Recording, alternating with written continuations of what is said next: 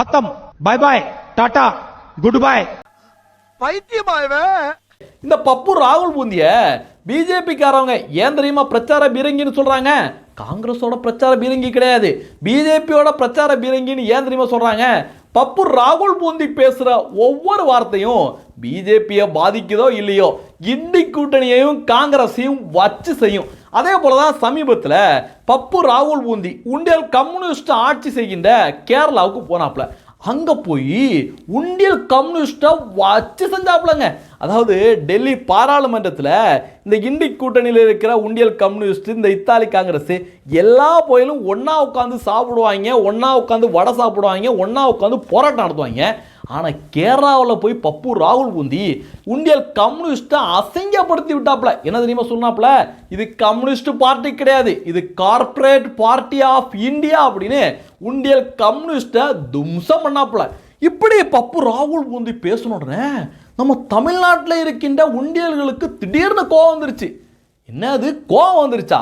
தமிழ்நாட்டில் இருக்க உண்டியல்கள் எல்லாம் திமுகவுக்கு கொத்தடிமையாக விலைக்கு போய் ரொம்ப காலம் ஆச்சே அப்படின்னு நீங்கள் கேட்கலாம்.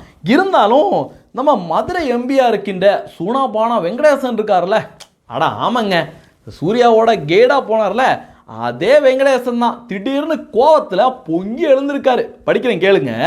மோடியின் பிடியில் பினராயி இருக்கின்றார் என சொல்லியிருக்கின்றார் திரு ராகுல் காந்தி. மோடியால் ஒன்றும் செய்ய முடியாதவராக பினராயும் கேரள அமைச்சர்களும் இருக்கின்றார்கள் என்பதே உண்மை. ஊழலற்றவர்களை அதிகார கோளைகளால் எதுவும் செய்துவிட முடியாது. ஆனால் அதிகாரத்தை பிடிக்க எதையும் பேசிவிட முடியும் உங்கள் பேச்சை போல அப்படின்னு. ஏண்டா பப்பு ராகுல் பூந்தி, நீ எல்லாம் லூசாடா அப்படிங்கிற மாதிரி சு வெங்கடேசனுக்கு திடீர்னு கோவம் வந்து ரிப்ளை கொடுத்துருக்காப்ல. இப்படிப்பட்ட சு வெங்கடேசன் சூடு சோரணையோட தமிழகத்தில் மதுரை எம்பியா செயல்படுறாரா அப்படின்னு பார்த்தீங்கன்னா காரி துப்புற மாதிரி தான் இருக்குது. திருன்னு சூர்யாவுக்கு கேடா ஓடி போகிறது.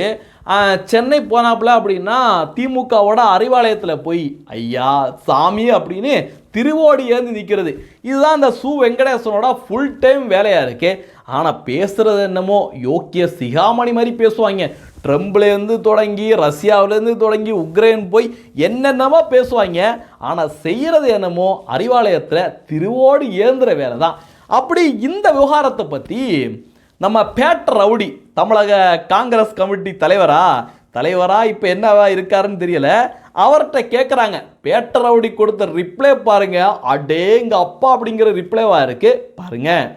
இல்ல கடந்த கடந்த கடந்த 2021 தேர்தலிலும் அங்க அவங்க காங்கிரஸ் கூட்டணியில இருந்தாங்க, நாங்க காங்கிரஸ் கூட்டணியில் இங்க இருந்தோம். அவங்க காங்கிரஸ் கூட்டணிக்கு எதிராக ஒரு மாநிலத்திற்கு ஒரு அஜெண்டா. இந்தியா கூட்டணி என்பது ஒட்டுமொத்த இந்தியாவிற்கு நாடாளுமன்றத்திற்கான கூட்டணி. சில மாநிலங்களில தொடருது, சில மாநிலங்களில் தொடராமல் வேறு ஒரு கூட்டணியில மாறுகிறார்கள். அதுக்கு இந்தியா கூட்டணிக்கு சம்பந்தம். என்னையா இது மானங்கெட்ட கூட்டணி? அந்த செய்தியாளர்கள் ரொம்ப தெளிவாக கேட்குறாங்க. இப்படி பினராயி வந்து மோடிக்கு கேரளாவை வித்துட்டாரு அப்படின்னு பப்பு ராகுல் பூந்தி சொல்லியிருக்காரு.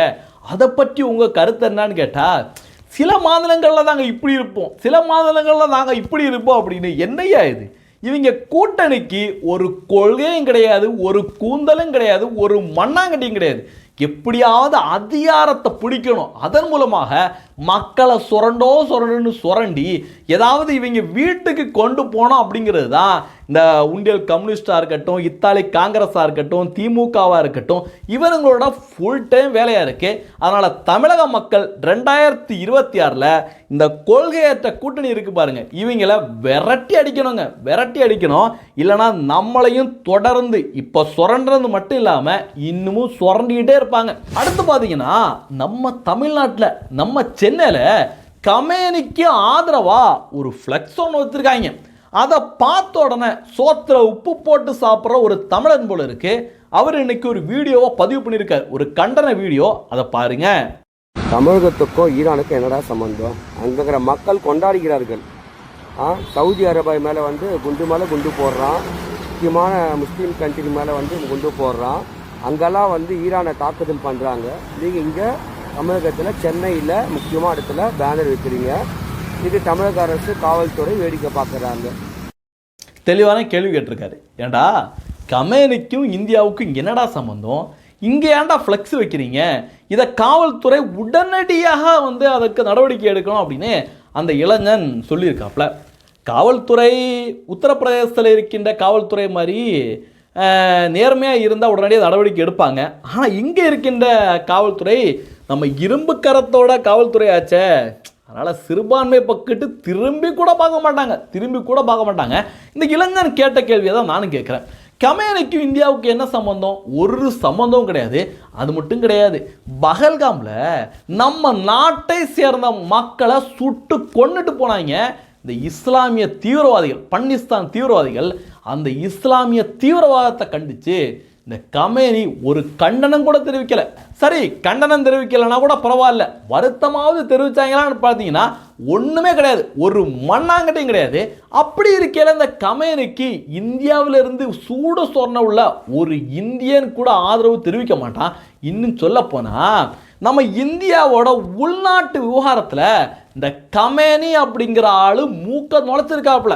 காஷ்மீரில் 370 ஆர்டிக்கலை ரொம்ப நாளாக இந்தியாவோட பீடையாக இருந்துட்டு வந்த 370 ஆர்டிக்கலை பிஜேபி அரசாங்கம் சுக்கு நூறா தூக்கி எறிஞ்ச உடனே கமேனி ரொம்ப வருத்தத்தை பதிவு பண்ணியிருக்காப்புல. அதாவது பஹல்காமில் தீவிரவாதிகள், இஸ்லாமிய தீவிரவாதிகள் நம்ம நாட்டு மக்களை கொலை பண்ணப்ப கமேனி வாயை மூடிக்கிட்டு ஒன்றுமே தெரியாத மாதிரி இருந்தாப்புல. திடீர்னு 370 ஆர்டிக்கலை, நம்ம உள்நாட்டு விவகாரம் 370 ஆர்டிக்கலை தூக்கி வீசுறோன்னே கமேனி உள்ளே மூக்க நுழைக்கிறாப்புல. அப்போ உண்மையான இந்திய சாப்பாடை சாப்பிட்டுட்டு இருக்கிற இந்திய உணர்வுள்ள இந்திய என்ன சொல்லுவான்? ஏண்டா எங்கள் நாட்டு பிரச்சனை, எங்கள் நாட்டுக்குள்ளே தாங்க அடிச்சுக்குவோம், சேர்ந்துக்குவோம், என்ன வேணாலும் பண்ணுவோம், நீ எவன்டா மூக்க நுழைக்க அப்படின்னு கமேனியை உண்மையான இந்தியன் கேட்பானா கேட்க மாட்டானா? ஆனால் இங்கே இருந்துக்கிட்டு இப்போ கமேனிக்கு ஆதரவு தெரிவிக்கிறவங்க உண்மையான இந்தியனா, இந்திய உணர்வுள்ள இந்தியனா அப்படிங்கிற சந்தேகம் இன்னைக்கு இந்த இளைஞனை போன்ற இந்த வீடியோ வெளியிட்டிருக்காங்க பாருங்க, இந்த இளைஞனை போன்றவர்களுக்கு எழுந்திருக்கு. அதனால தான் கோவத்தில் இந்த மாதிரியான வீடியோக்கள் நிறைய இன்னைக்கு வந்துட்டு இருக்கு. அடுத்து பார்த்தீங்கன்னா கேவலமான செய்தி ஒன்று வந்திருக்கு. ஹிந்து அறநிலையத்துறை அமைச்சர் சேகர் பாபு, அப்புறம் பார்த்தீங்கன்னா கோவிச்செழியன், 2 பேரும் சுவாமி மலைக்கு போயிருக்காங்க. சுவாமி மலை அறுபடை வீடுகளில் முருகபெருமானோட ஒரு வீடு, அங்கே போய் லிஃப்ட் திறந்து வைக்க போயிருக்காங்க. கிட்டத்தட்ட ஒரு 3,55 லட்சம் ரூபாய்க்கு அந்த லிஃப்ட் அமைச்சிருக்காங்க. அந்த லிஃப்டோட கெப்பாசிட்டி எவ்வளோன்னு பார்த்தீங்கன்னா ஒரு 20 பேரை தூக்கிட்டு போகக்கூடிய அளவில் கெப்பாசிட்டி உள்ள லிஃப்ட் தான் அமைச்சிருக்காங்க. ஆனால் அமைச்சர்கள் மற்றும் சிலர்லாம் சேர்ந்து ஒரு 10 பேர் தான் அந்த லிஃப்ட்டில் போயிருக்காங்க. ஆனால் அந்த லிஃப்ட் தூக்காமல் அப்படியே நின்று இருக்கு. வெயிட்டை தூக்குற கெப்பாசிட்டி அந்த லிஃப்ட்டுக்கு கிடையாது. உடனடியாக கேமராக்கள், மீடியாக்கள் எல்லாத்தையும் பார்த்தோன்னே பயந்து போன சேகர் பாபுவும் கோவிச்செழியனும் அந்த ஊழியர் இருக்காங்கல்ல, அந்த ஊழியரை அரைஞ்சிருக்காங்க அப்படின்னு இன்னைக்கு செய்தி வந்திருக்கு. எவ்வளோ கேவலமாக இருக்குது பார்த்தீங்களா? டெண்டர் விட்டு அந்த டெண்டரில் பாதியை உருவுறது யார்? இந்த திராவிட மாடல் அரசாங்க அமைச்சர்கள் மற்றும் இங்கே இருக்கின்ற கவுன்சிலர்கள், அல்ற சில்லறைகள். அந்த ஊழியர்கள் என்ன பண்ணுவாங்க?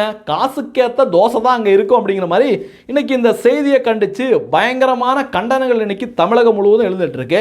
அடுத்து பார்த்தீங்கன்னா இன்னைக்கு இந்த மின் தூக்கியை துவங்கி வைக்கிறதுக்கு சேகர் பாபுவும் கோவிச்செழியன் மட்டும் கிடையாது, ஜவஹர்லாலும் சேர்ந்து போயிருக்காப்புல. இந்த போட்டோ பார்த்தோன்னே முருக பக்தர்களுக்கெல்லாம் பேரதிர்ச்சி. ஏன்னா நம்ம திருப்பரங்குன்ற முருகன் கோவிலில் தீபம் ஏற்றக்கூடாது, தீபம் ஏற்றினா அங்கே பிரச்சனை பண்ணுவோம் அப்படின்னு இந்த ஜவஹர்லால் வகைராக்கள் என்னென்ன பிரச்சனை பண்ணாங்க.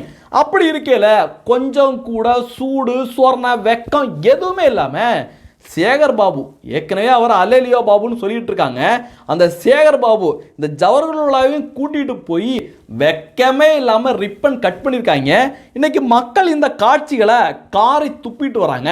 அடுத்து பார்த்தீங்கன்னா திமுக இன்னொரு வாட்டி ஆட்சிக்கு வந்துச்சுன்னா தமிழகத்தில் என்ன நடக்கும் அப்படிங்கிறத பட்டவர்த்தனமாக ஒரு வீடியோ இன்னைக்கு விளக்கி காட்டியிருக்கு.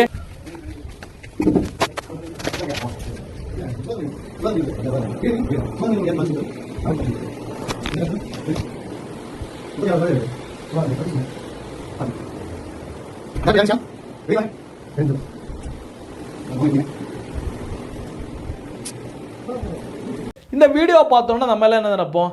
யாரோட வீடு போல் இருக்குங்க. அங்கே கட்டில் இருக்குது, மெத்தை இருக்குது, சமையக்கட்டு இருக்குது, ஃப்ரிட்ஜ் இருக்குது. அப்புறம் பார்த்தீங்கன்னா நடு வீட்டில் கொடிகரை கட்டி ஜட்டியை காய போட்டிருக்காங்க, என்னென்னத்தையும் காய போட்டிருக்காங்க.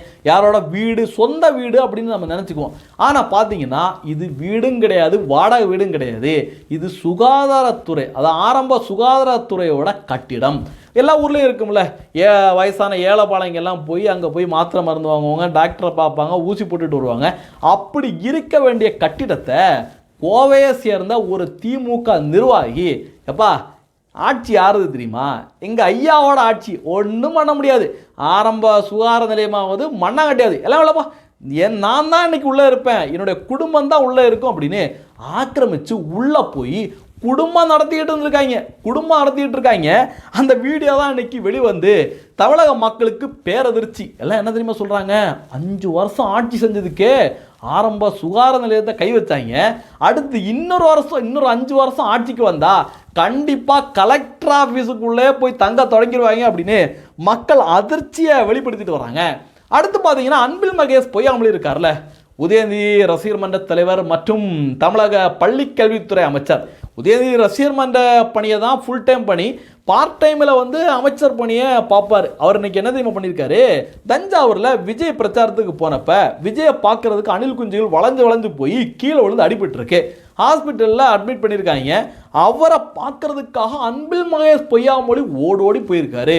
போனோட மட்டும் இல்லாமல் தைரியம் சொல்லியிருக்காரு, நீங்கள் எதுக்கும் கவலைப்படாதீங்க, நான் பார்த்துக்கிறேன், உங்களுடைய செலவையெல்லாம் நான் பார்த்துக்கிறேன் அப்படின்னு தைரியத்தை கூறியிருக்காரு. அப்பா என்ன அமைச்சர் பார்த்தீங்களா? செம காமெடியாக இருக்குங்க. அதாவது விஜயை ஏதாவது நம்ம பண்ணணும், விஜய்க்கு வந்து நம்ம ஏதாவது ஆப்போசிட்டாக பண்ணணும் அப்படிங்கிறதுனால என்னென்ன நாடகத்தை போட்டுட்ருக்காங்க. இப்படி விஜய் ரசிகரை ஓடோடி போய் பார்க்குற அன்பில் மகேஷ் பொய்யாமொழி அவர்கள் இன்னைக்கு நம்ம தமிழகத்தில் 70 வயசான ஒரு முதியோரை கொண்டு போட்டுட்டு அவருடைய மனைவி, அவங்களுக்கு 60 வயசு, அவங்களுக்கு பாலியல் கொடுமையை கொடுத்துருக்காங்க. இங்கே இருக்கின்ற ஒரு சில இழி பிறவிகள் அந்த வீட்டுக்கு போய், அவங்களுடைய வீட்டுக்கு போய் அவங்களுக்கு இந்த அமைச்சர் அன்பில் மகேஷ் பொய்யாமொழி அவர்கள் ஆறுதல் கூறியிருந்தா நம்மெல்லாம் வந்து சல்யூட் அடிச்சிருக்கலாம். ஐயா, நீங்கள் உதயநிதி ரசிகர் மன்றத்தை ஃபுல் டைமாக பார்த்தா கூட நான் உங்களுக்கு சல்யூட் அடிக்கிறோம் அப்படின்னு சல்யூட் அடிச்சிருக்கலாம். ஆனால் ஒரு நடிகன் பின்னாடி போய் கீழே விழுந்த அவங்கெல்லாம் சமூகத்துக்கே வேண்டாத ஒரு குப்பை. அந்த குப்பைகளை போய் அன்பில் மகேஷ் பொய்யாமொழி பார்த்துட்ருக்காரு. இதுதான் திமுகவோட அரசியலே, இதுதான் ஃபுல் அண்ட் ஃபுல்லு விளம்பர வெறியோட விளம்பர அரசியல் தான் திமுக தொடர்ந்து பண்ணிகிட்டு இருக்கு. இந்த தகவல்களை பற்றி நீங்கள் என்ன நினைக்கிறீங்க அப்படிங்கிறதையும் பதிவு பண்ணுங்கள். நன்றி, ஜெய்ஹிந்த், வந்தே மாதரம். தேசியவாதிகள் அனைவருக்கும் வணக்கம். நம்முடைய பாரத் வாஸ் சேனலுக்கு நீங்கள் ஏதாவது உதவி பண்ணணும் அப்படின்னு நினச்சிங்கன்னா டிஸ்கிரிப்ஷனில் டீட்டெயில் கொடுத்துருக்கேன். நன்றி.